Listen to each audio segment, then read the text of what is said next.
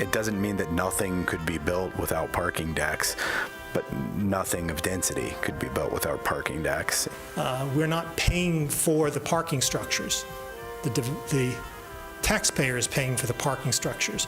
That was developer Jeremiah Thomas and Ann Arbor Mayor Christopher Taylor on November 12, 2024, explaining why the city should spend over $100 million on 3 parking decks to meet the needs of a private development called Arbor South. This is Few Things Considered from A2 Council Update. This week, City Council met for a work session to learn about a proposed public-private partnership with the developers of a project at State and Eisenhower. Arbor South will be the first building project in a newly created transit corridor zoning district, sometimes referred to as TC1. A development partner for Arbor South is Oxford Companies, whose CEO is local resident Jeff Houtman. Since 2018, Houtman and his wife have donated over $20,000 to candidates for city offices, including thousands to current council members Briggs, Dish, Iyer, Cornell, Harrison, Redina, and Mayor Taylor. Uncontested council candidate John Malik also received money. This spring, Houtman hosted a joint fundraiser for council members Dish and Iyer at the Oxford Company headquarters at 777 Eisenhower. This summer, Houtman gave $5,000 to a ballot question committee that opposed campaign finance reform. His donation helped defeat a small donor matching fund that would have reduced the influence of large donors on city elections.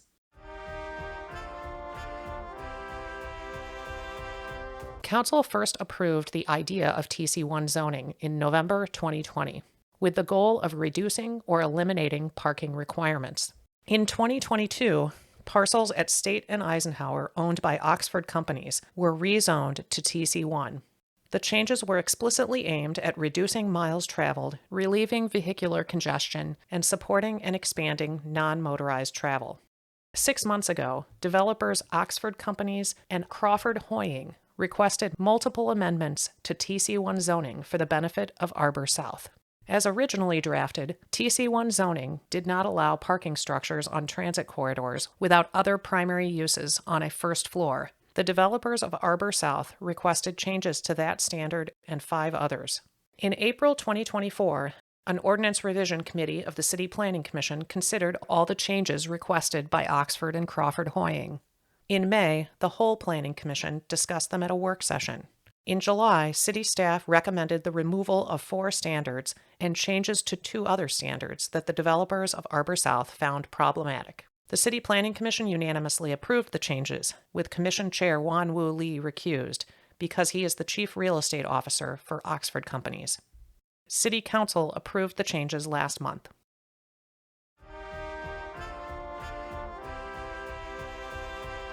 At this week's work session, City Administrator Milton Dohoney proposed that the city build 3 parking decks for the benefit of residents and visitors to Arbor South. What the development team is asking for is the city to build, own, operate 3 parking decks. We believe we are at a point in engaging with our consultant that we can say, if we choose to, we can, in fact, build, own, and operate the parking decks. We don't typically do these kinds of projects. I would submit that it is not unusual, or we should anticipate that developments in other TC1 corridors will result in a development team coming forward asking the city to participate. I have been talking to the staff about the creation of a parking authority. Other cities have them. It's the proper entity for something like this.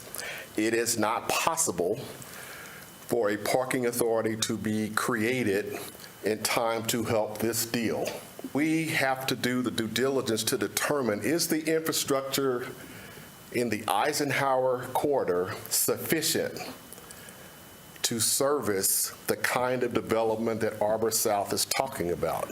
The developers of Arbor South explained more. In this area outlined by the orange lines there. We envision more than 1,000 diverse residential units in a walkable neighborhood, allowing surrounding residents, all the neighborhoods around this area, the ability to access amenities by bike or foot with easy connectivity to AAA ATA.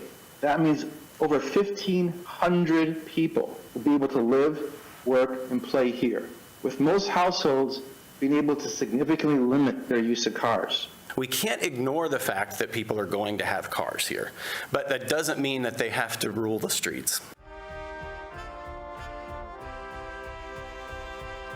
The plan for Arbor South includes affordable housing units. We've done some schematic planning for the Affordable Housing Commission for bringing some affordable housing to the front end of this project. And I think that's an important component of one of the public benefits that we're hoping to bring here. Jennifer Hall, director of the city's Housing Commission, explained plans for affordable housing at Arbor South. Arbor South is requesting brownfield TIF financing, which would require them over the course of their entire development to build either 15% of affordable units, which is about 150 units, or provide a cash in lieu contribution of roughly $10 million over the entirety of the project. The Arbor South development team is presenting an incredible opportunity for us to take advantage of their expertise in the financial leverage that they're able to do as a market rate developer to build the affordable housing that will be owned by and managed by a mission-based entity, which is the Ann Arbor Housing Commission, to take advantage of our expertise of actually managing the affordable housing. We are targeting for these units to be delivered as part of the first phase of the 5-phase development. The Housing Commission is also working closely with the Arbor South team to secure long-term financing, because the Housing Commission will be acquiring the affordable housing from the developer after it is built. They will oversee and manage the development process in the same way that the Housing Commission hires a developer at our other development sites that we have developed. It's worth repeating that Arbor South will build more than the minimum number of required apartments under the brownfield TIF policy of 150 units, with a goal of about an additional 50, which by themselves, those 50 units will cost approximately $12 million for the developer to deliver to the Housing Commission. As it relates to the affordable housing, I stand behind the development that Arbor South is presenting and their commitment and willingness to partner with the Housing Commission in the city.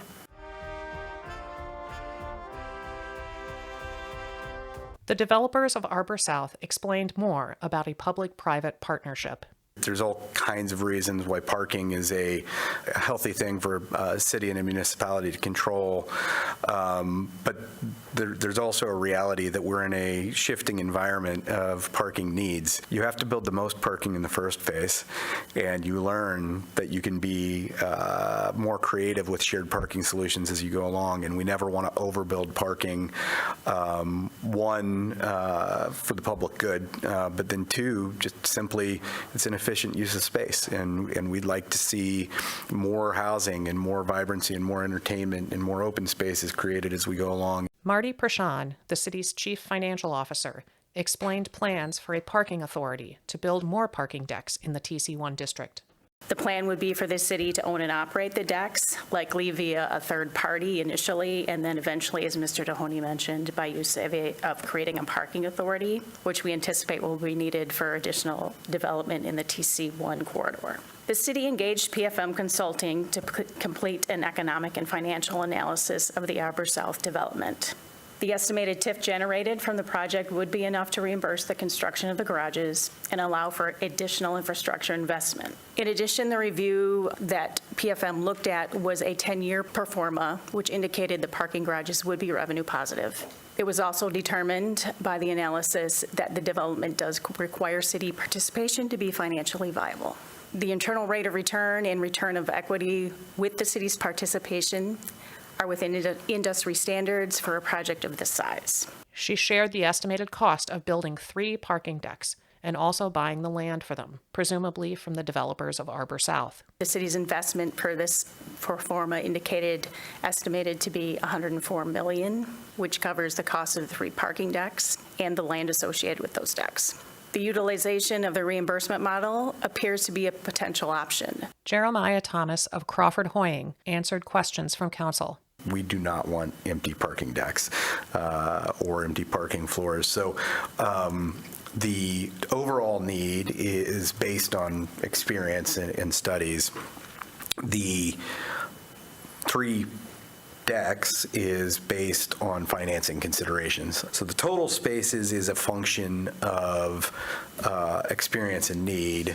The number of decks and the way those total spaces is divided is a lot about the financial magic that goes into this. He later offered clarification in terms of financial risk. I am sure that my good friend Jeff Hauptman, when I used the word magic, probably sent me a nice, nasty text when I described financial components. But the financial magic that I was really referencing is the fact that we are looking at multiple variables at the same time to talk about what our densities are.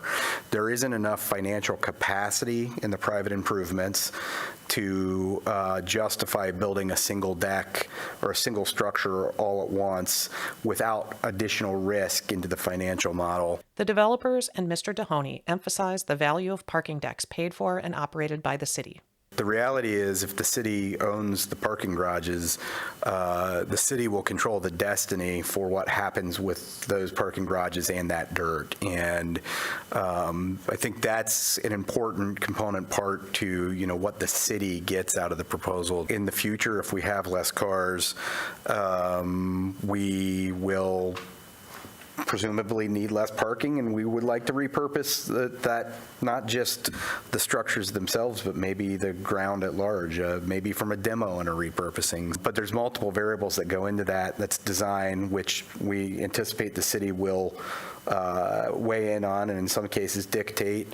That's the financial mechanisms to pay for it, which the city is going to work on. That's where an entity like a parking authority comes in, where your rates are not set politically, they're set based on business basis, that the maintenance and upkeep of the structure is not skipped or deferred. And then if the market determines at a later date it's time to transition to housing versus the parking capacity, the asset that you've built and invested in is in its most peak condition possible to make the transition that you're referring to.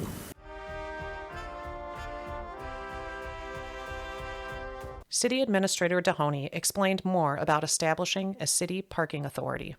I have had them in previous stops.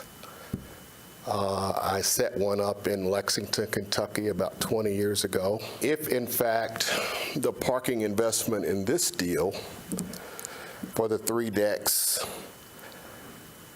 is, in fact, of the magnitude of the number that Marty mentioned, you need an entity that has capacity to manage it. And to me, that is an authority, not city staff and not a DDA that's already said they don't want to do it. So that's where I'm coming from. The developers emphasized again the need for the city to cover the cost of the parking decks. Outside of paying for the parking, with it paling into comparison, it just ends up being a project that's not economically viable at this scale. And it doesn't mean that nothing could be built without parking decks, but nothing of density could be built without parking decks.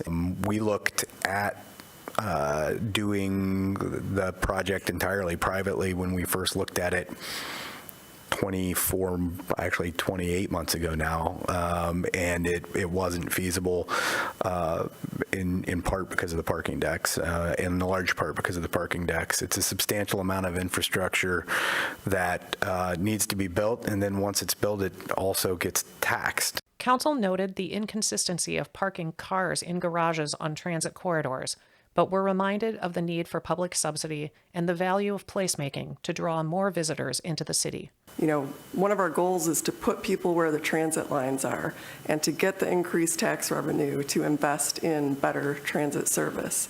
And by investing that money in the parking garages, It's not going to the AAATA. I don't know if you can, I don't know if I'm going to phrase this rightly, but I've heard often that you don't often see full parking structures financed privately because the taxation makes it just too difficult. I guess essentially they're too valuable. They create too much taxable value for how much they generate. You said the difficulty in financing a parking structure? Parking structures of a certain size. Well, For a private entity as opposed to a public entity. the best way I can respond to you, Councilmember Watson, it is not unheard of that there are parking garages built where it equates to $70,000, $80,000, $90,000 a slot. The development team is essentially talking about creating a mega place. We're embracing placemaking. This would be a mega place that would draw not only local activity, but regional activity. The city will have a choice. Are we willing to invest and essentially bet on ourselves or not? It doesn't pencil, the deal won't pencil if the decks aren't there. It just won't. The city is not putting up money for this. When I'm making an investment, I'm putting my money in on it. And as far as I've heard, and as far as I perceive, that's not what we are doing. The cost, the capital cost, is decoupled from the income that we're receiving. We're not paying for the parking structures. The taxpayer is paying for the parking structures. 1,100 spaces which will service the existing offices and the 1,500 people, new Ann Arborites, who we would expect to live there, and the 150 keys that would come to the hotel, and the existing Ann Arborites who would come visit their new friends at the site.